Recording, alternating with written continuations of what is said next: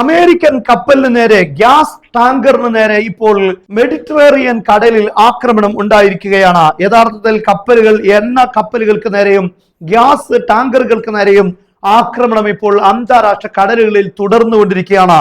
ഇത് ലോകത്തിന് വലിയ ഭീഷണിയാവുകയാണ്. ഇന്ന് ഹോർമുസ് കടലിടുക്കിൽ 2 കപ്പലുകളെ ഇറാൻ ആക്രമിച്ചിട്ടുണ്ട്.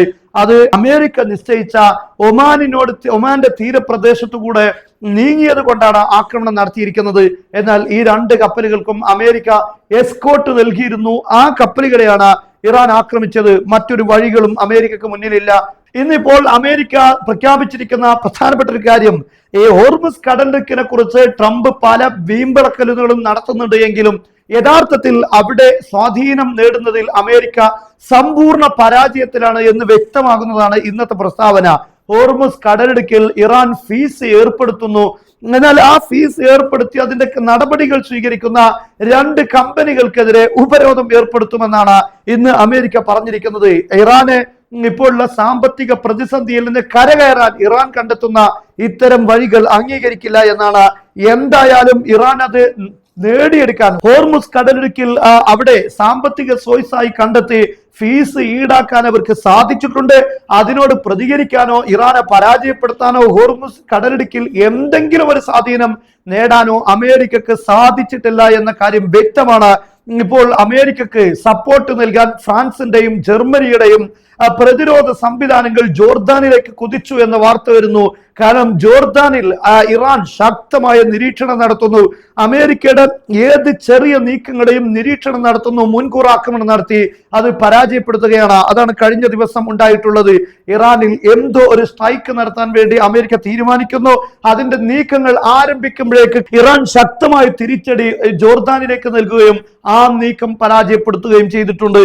എന്നാൽ ഇപ്പോൾ പ്രതിരോധിക്കാൻ കഴിയാത്ത അമേരിക്ക, അതായത് ജോർദാനിലുള്ള അമേരിക്കയുടെ സംവിധാനങ്ങൾ, യുദ്ധവിമാനങ്ങൾ, ഇതിനെയൊന്നും സംരക്ഷിക്കാൻ കഴിയാത്ത പ്രതിരോധ സിസ്റ്റങ്ങളായി അമേരിക്കയുടെ കാര്യങ്ങൾ മാറിയിട്ടുണ്ട്. അതിന് ബദൽ സംവിധാനങ്ങൾ എന്ന രീതിയിൽ ഫ്രാൻസും ജർമ്മനിയും ഇപ്പോൾ ജോർദാനിലേക്ക് പ്രതിരോധ സംവിധാനങ്ങൾ എത്തിക്കുന്നു. ഇസ്രയേലിനെയും അമേരിക്കയും രക്ഷിക്കാൻ വേണ്ടിയാണ് യൂറോപ്പാകുന്ന അമേരിക്കയുടെ സഖ്യകക്ഷികൾ ഇപ്പോൾ എത്തിയിരിക്കുന്നത്. പക്ഷേ ഇറാന്റെ മിസൈലുകൾക്ക് മുന്നിൽ ഫ്രാൻസിനും ജർമ്മനിക്കും പിടിച്ചു നിൽക്കാൻ കഴിയുമോ എന്നത് പ്രസക്തമായ ചോദ്യമാണ്. എന്തായാലും അമേരിക്കയുടെ കപ്പൽ ഇപ്പോൾ ആക്രമിക്കപ്പെട്ടിരിക്കുന്നു. Gas tanker ആക്രമിക്കപ്പെട്ടിരിക്കുന്നു. ഡ്രോണാണ്. എവിടുന്നാണ് ഡ്രോൺ വന്നത് എന്ന കാര്യം ഇപ്പോൾ വ്യക്തമായിട്ടില്ല. എന്തായാലും ഈജിപ്തിനോട് ചേർന്ന് നിൽക്കുന്ന മെഡിറ്ററേനിയൻ കടലിലാണ് ആക്രമണം നടന്നിട്ടുള്ളത്. കഴിഞ്ഞ ദിവസം നമുക്കറിയാം കാസ്പിയൻ കടലിലാണ് ഇറാന്റെ ഒരു കപ്പലിന് നേരെ ഉക്രൈൻ ആക്രമണം നടത്തിയത്. പക്ഷേ ഇറാൻ തിരിച്ചടിക്കുമെന്ന് കണ്ട സാഹചര്യത്തിൽ ഉക്രൈന്റെ വിദേശകാര്യമന്ത്രി ഇറാൻ വിദേശകാര്യമന്ത്രി അബ്ബാസ് അറാഖ്ചിയെ വിളിച്ച് അതിൽ ക്ഷമ ചോദിക്കുകയും നഷ്ടപരിഹാരം തരാമെന്ന കാര്യങ്ങളെല്ലാം പറഞ്ഞതിന് ശേഷമാണ് ഇറാൻ ഉക്രൈനെതിരെയുള്ള ഒരു തിരിച്ചടി ഇല്ലായ്മ ചെയ്തത്, അത് ഒഴിവാക്കിയത്. എന്തായിരുന്നാലും ഈ രൂപത്തിൽ അന്താരാഷ്ട്ര കടലുകളെല്ലാം ഇപ്പോൾ വലിയ രൂപത്തിലുള്ള പ്രതിസന്ധി നേരിടുന്ന, അവിടെയെല്ലാം ചരക്ക് നീക്കങ്ങൾ വലിയ രൂപത്തിൽ പ്രതിസന്ധിയിലാകുന്ന ഈ ഘട്ടം തുടരുകയാണെങ്കിൽ ലോകം മുഴുവൻ പട്ടിണിയാകും. ലോകം ഊർജ പ്രതിസന്ധിയിലേക്ക് നീങ്ങും. ലോകം വലിയൊരു യുദ്ധത്തിലേക്ക് നീങ്ങും. ഈ രൂപത്തിൽ കപ്പലുകൾ ആക്രമിക്കപ്പെട്ടാൽ ഇതൊരു വലിയ യുദ്ധമായി, മൂന്നാം ലോക മഹായുദ്ധമായി മാറുമെന്ന ആശങ്കയാണ് ലോകത്തുള്ളത്. ഒരു ഭാഗത്ത് റഷ്യയും ഉക്രൈനും ആക്രമണം നടത്തുന്നു. ഇന്നിപ്പോൾ റഷ്യ പോളണ്ടിലേക്ക് ആക്രമണം നടത്തിയിരിക്കുന്നു. ഈ പോളണ്ട് നമുക്കറിയാം യൂറോപ്പിന്റെ ഭാഗമാണ്.